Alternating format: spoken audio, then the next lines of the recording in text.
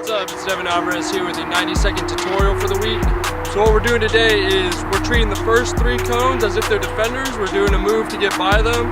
Then we're getting to the top and we're just dribbling around the cones, not trying to hit the cones, staying in tight space and then popping out for a shot. So what you really want to focus on here is imagining the defender in front of you and then just taking little touches, trying to miss the cones, and then setting yourself up for a shot.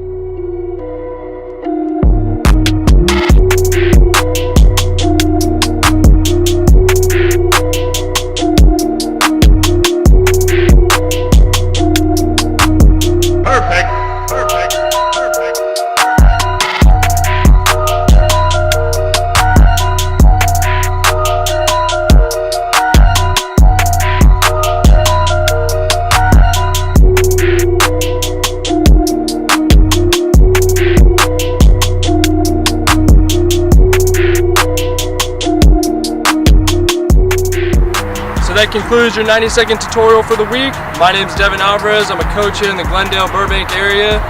Message me for rates. You can shoot me an email. You can find me on Instagram, Facebook. Thanks for watching and don't forget to subscribe.